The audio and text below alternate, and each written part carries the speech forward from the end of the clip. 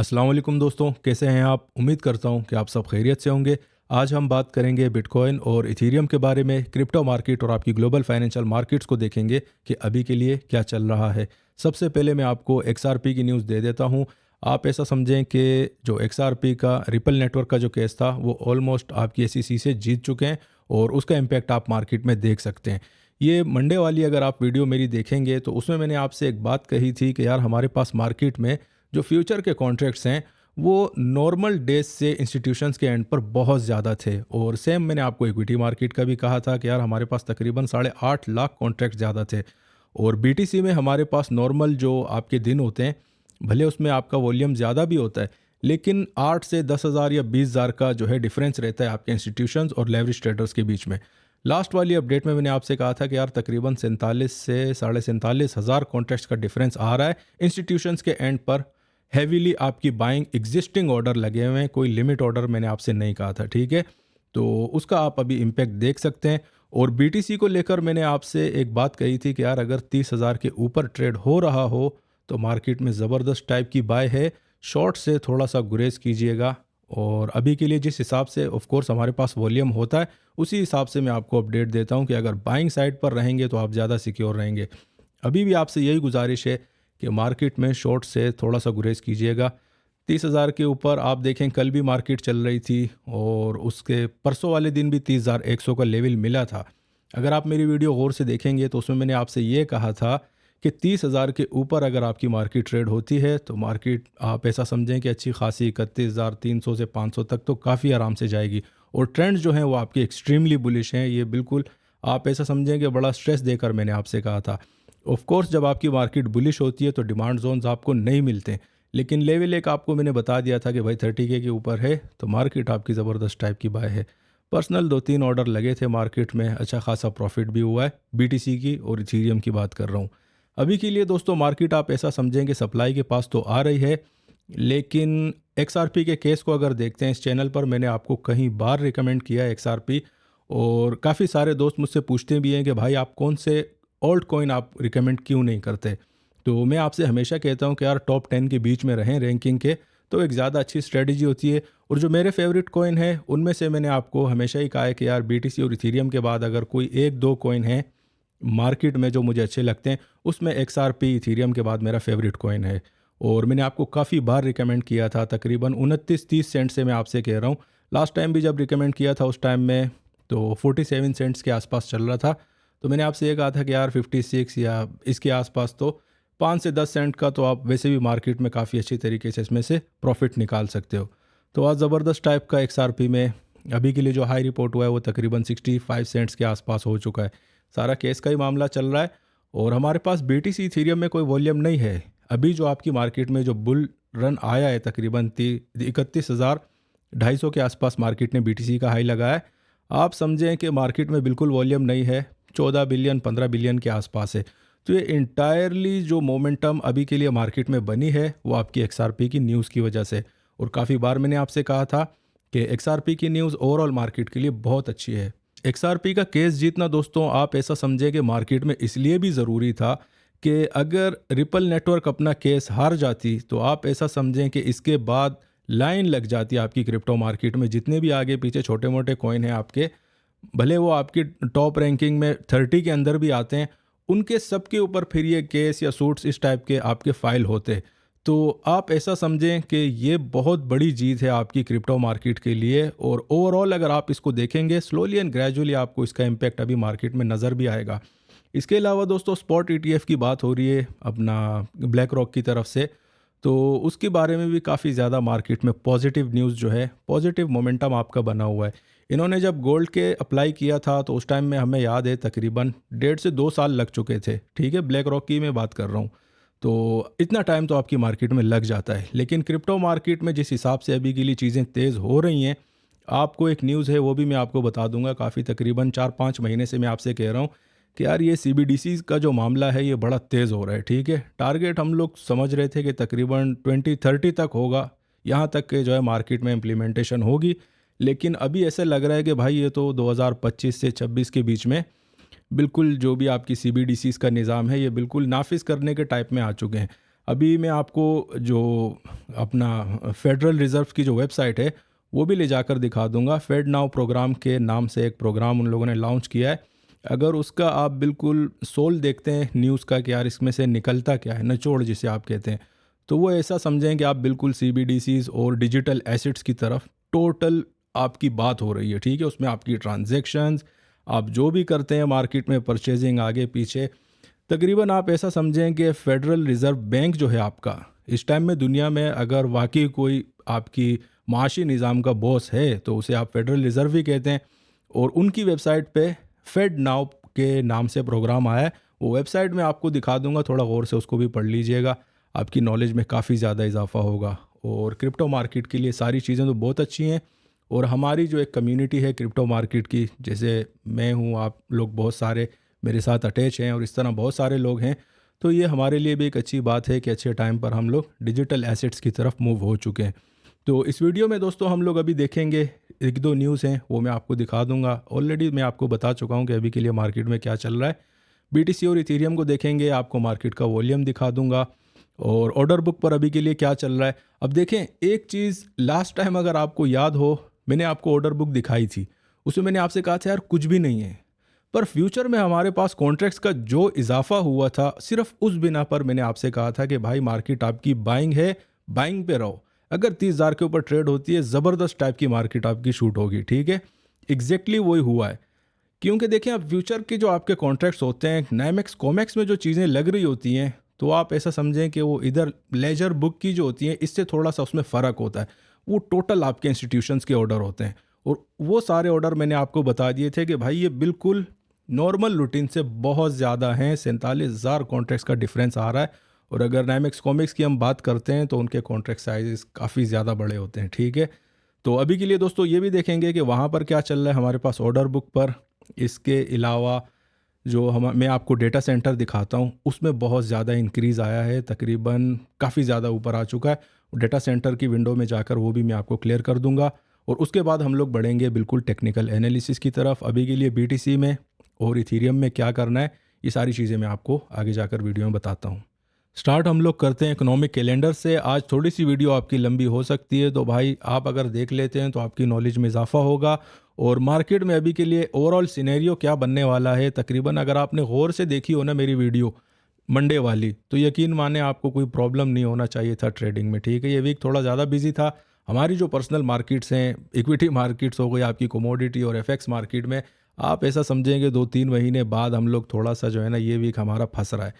तो काफ़ी ज़्यादा उधर स्ट्रेस था, तो इसलिए मैं डिस्कॉर्ड के ग्रुप पर एक्टिव नहीं था। अभी के लिए दोस्तों कभी कभी ऐसा होता है कि जब आप काफ़ी सारा एडमिन्स के पैसे बना लेते हैं, अच्छे सारे ट्रेड बहुत सारे लग जाते हैं, तो 1-2 हफ्ते फिर इस तरह के आते हैं कि मार्केट में हल्की पुल्की मार भी पड़ती है। तो FX और कमोडिटी मार्केट को लेकर आप ऐसा समझें कि हमारी हालत अभी के लिए थोड़ी सी टाइट है, लेकिन इंशाल्लाह सेटिंग आ जाएगी। कल के दिन जो है दोस्तों हमारे पास देखें, लास्ट टाइम भी मैंने आपसे कहा था कि आजकल जो भी बुरी न्यूज़ आती है, आपकी इकोनॉमिक कैलेंडर की मैं बात कर रहा हूँ, इक्विटी मार्केट्स के लिए वो बड़ी ज़बरदस्त मूव इट मीन्स के न्यूज़ होती है।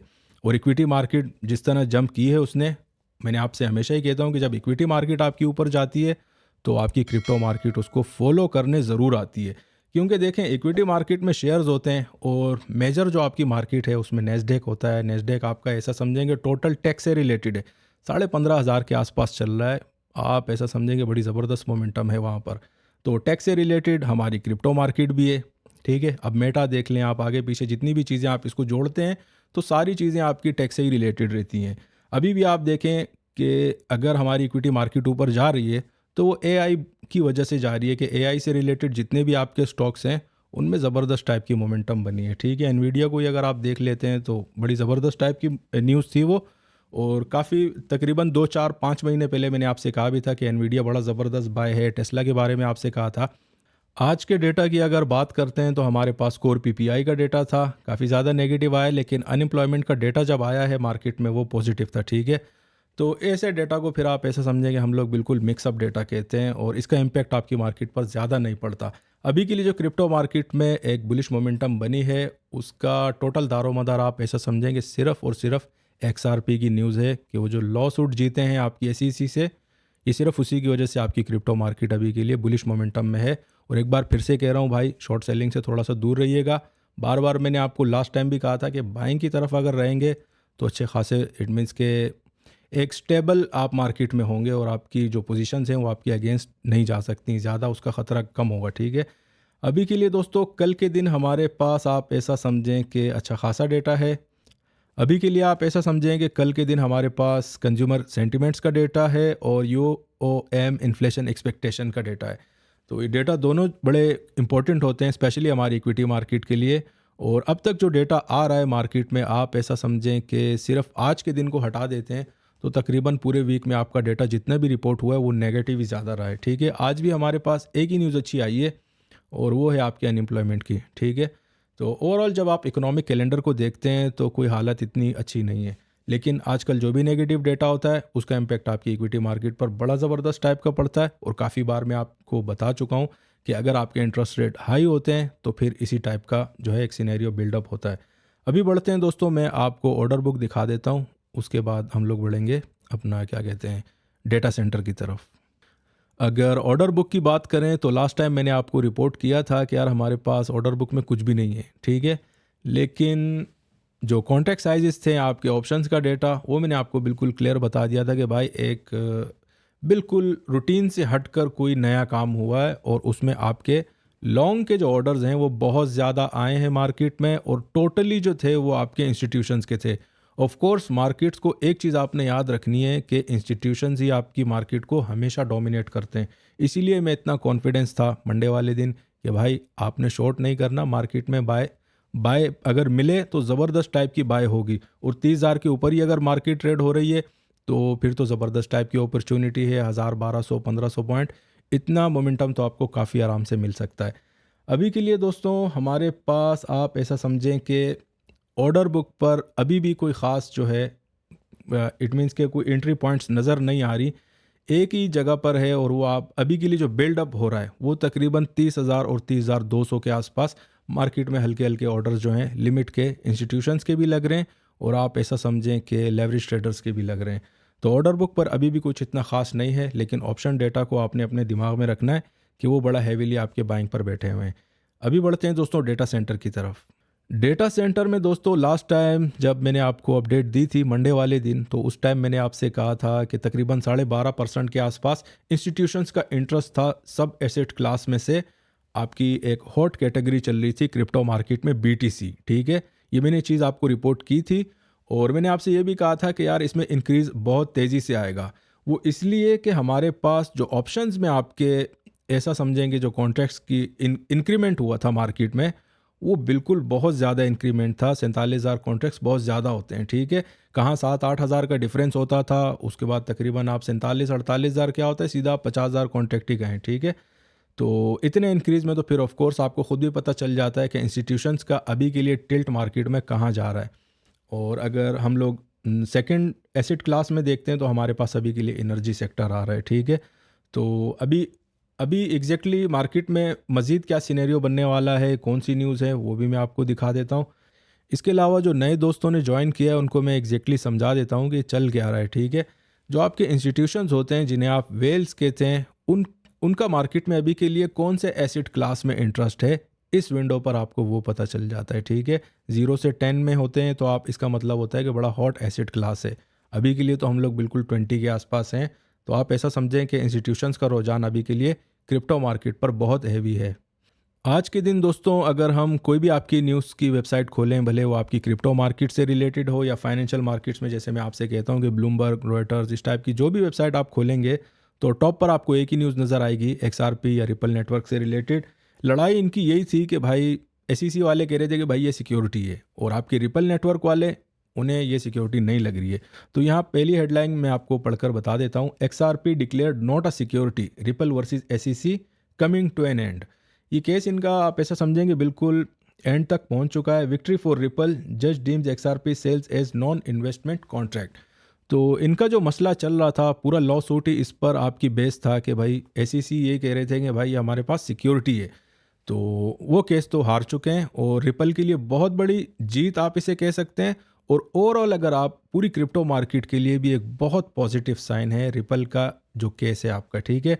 इसके अलावा काफ़ी सारी हेडलाइंस हैं, या आप इस वेबसाइट पर या रॉयटर्स पर जाकर इससे रिलेटेड बहुत सारा कंटेंट है वो पढ़ सकते हैं। अगर मैं बैठ जाऊं तो फिर वीडियो काफ़ी ज़्यादा लंबी हो जाएगी और बहुत से दोस्त फिर कंप्लेन करते हैं कि भाई वीडियो छोटी बनाओ, ठीक है। तो काम की जो हमारी न्यूज़ है, अभी मैं आपको वो फेड नाउ प्रोग्राम वाली वेबसाइट दिखा देता हूँ, वो देख लेते हैं। ये देखें दोस्तों, फेडरल रिज़र्व का जो है ये आपका उनका प्रोग्राम है और इसका नाम है फेड नाउ सर्विस या फेड नाउ प्रोग्राम भी आप इसे कह सकते हैं।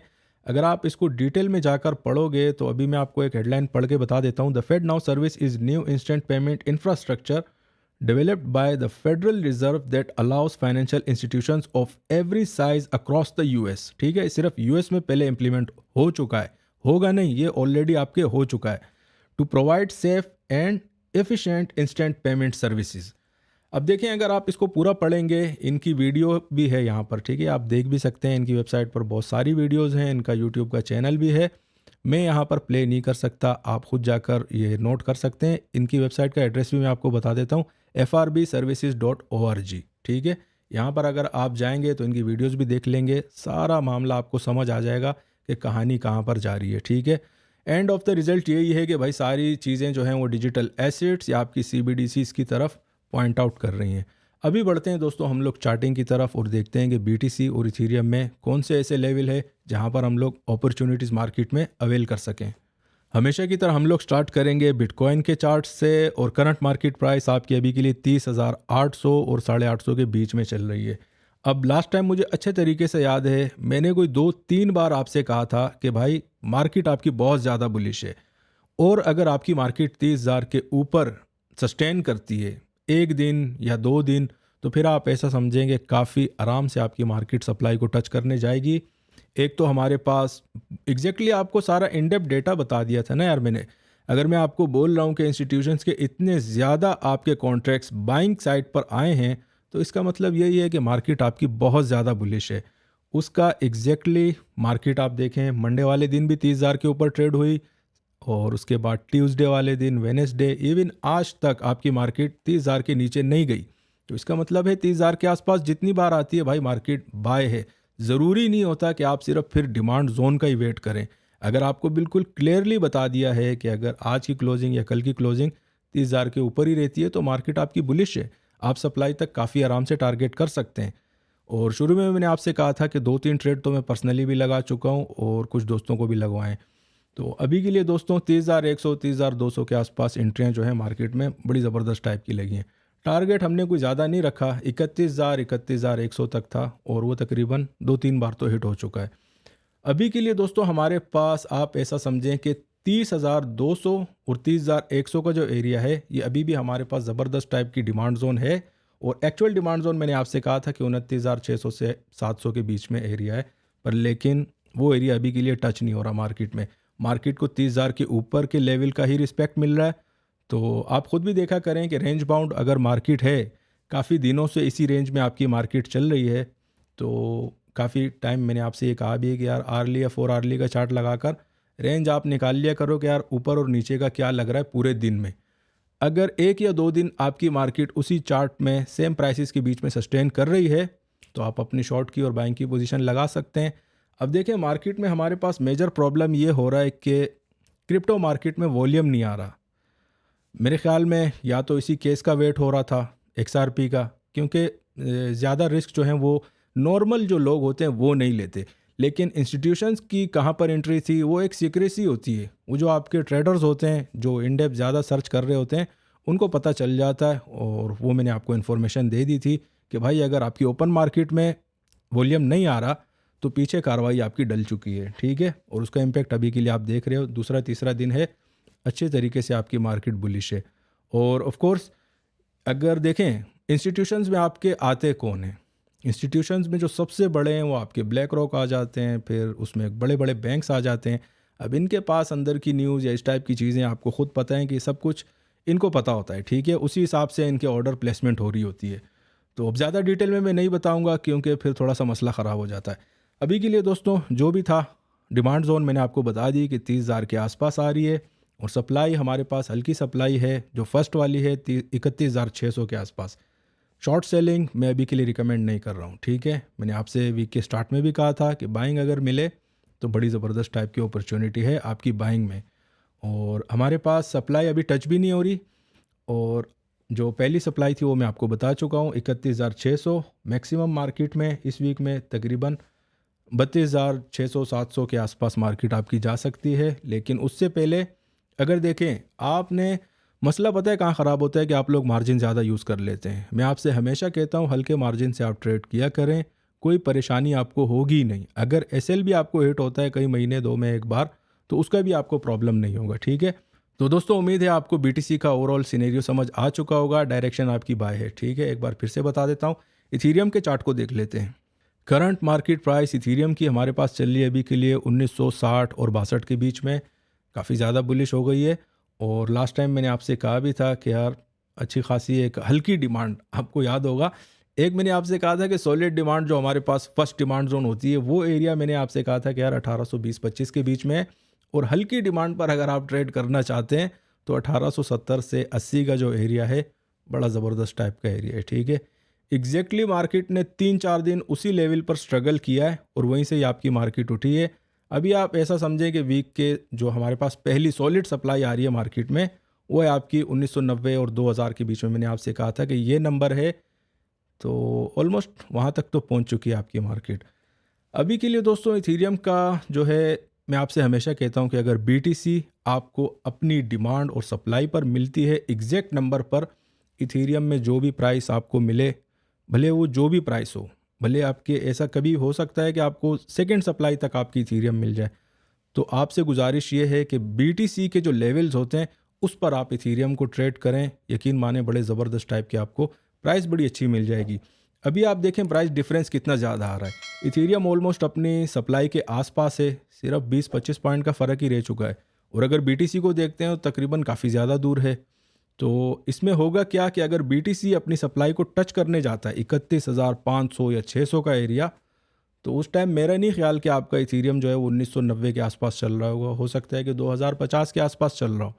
तो सबसे अच्छी स्ट्रेटजी ये होती है कि आपने जब बीटीसी अपनी सप्लाई को टच करे, आपने अपनी एंट्री उस टाइम लगानी है इथीरियम में। और इथीरियम के जो लेवल थे वो मैंने आपको बता दिए।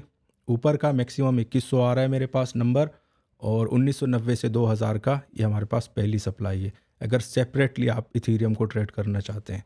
तो ये तो थी दोस्तों आज की अपडेट बीटीसी और इथीरियम के बारे में। मैंने आपको काफ़ी डिटेल से समझा दिया कहाँ पर आप अपनी अपॉर्चुनिटीज़ जो हैं वो अवेल कर सकते हैं और किस हिसाब से आपने करनी है, डायरेक्शन आपने मार्केट में क्या पकड़नी है, ठीक है।